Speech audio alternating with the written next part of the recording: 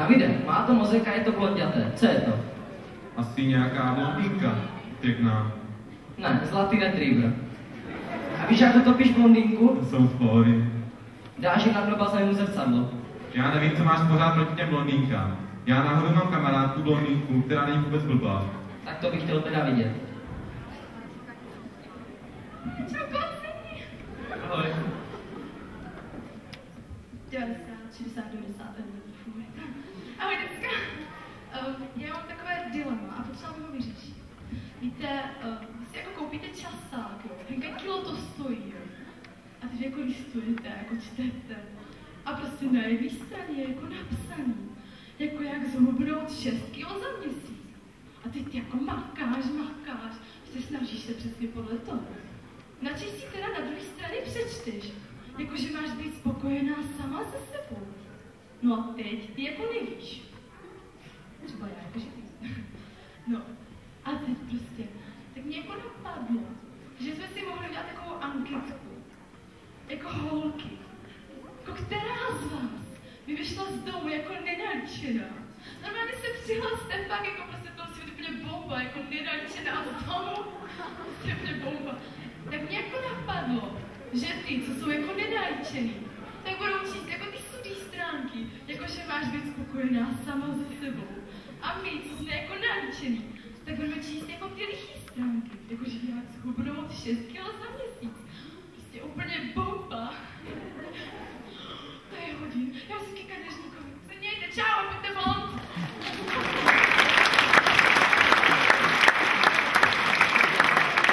Tak teď si mě přesvědčil, to je teda fakt naprosto normální. No, to asi opravdu nebyl nejlepší příklad. Ale moment, pak mám ještě jednu kamarádku, blondýnku, a to se pokouší inspirovat. Čau, děcka. Čau, kluci. Čau. Tak jako čau, jo, já jsem Nika. A prostě řeknu vám svůj příběh. Já jelikož studuju, tak chodím i jako na kurz s počítačema, jo. A tam nám řekli, prostě příští hodinu budete surfovat po internetu. Tak jsem si řekla, fajn, musím si doma na to nějak jako připravit, jo. No tak jsem si jako vzala doma vodu, zapla jsem si jako počítač, jo. Vzala jsem si kelímek, zapustila jsem si vodu, šla jsem zpátky k tomu počítači a tam jsem pohladila myšičku, aby na ní nebyla moc rychlá. Tak jsem si ji chytla, trošičku jsem s ní pohýbala, no a teď jsem tam zapla ten internet a začala jsem jako lézt vodu. A teď bum, jo, nevěděla, co se to stalo. No úplná katastrofa.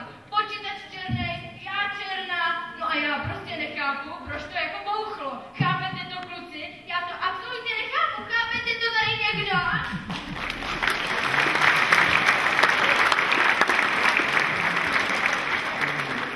Davide, ty mě nemáš šanci přesvědčit, že jsou blondinky normální. Prostě jsou blbé. Tak to si teda nenecháme. Holky!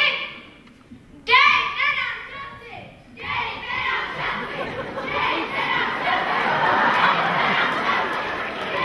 Tak dobře, vyberte si jako zástupkyni, které položím jednoduchou otázku.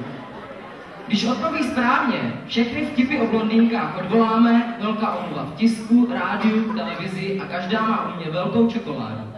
Fajn, koho jste vybrali?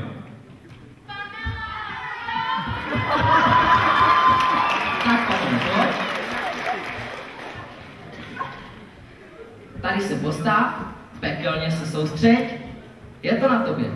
Otázka zní, kolik je 3 plus 4?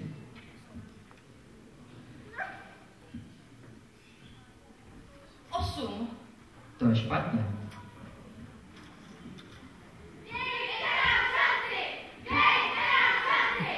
Dobře, každý se může splést. Pamela má těžký úkol. Je nervózní. Musí se soustředit a dostane ještě jednu šanci. Tak, Pamelo. Pozor, otázka zní, kolik je 4 plus 3.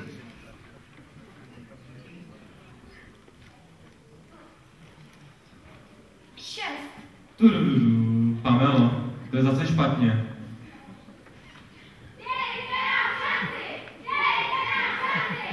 Dobře, i normální člověk se může dvakrát splést. Takže poslední pokus, Pamelo. Pořádně se soustřeď. Otázka zní, kolik je 3 plus 4.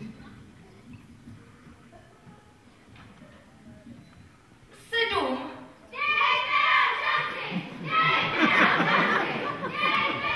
Pojďte, vyřešíme to radši v zákulisí. Naschle.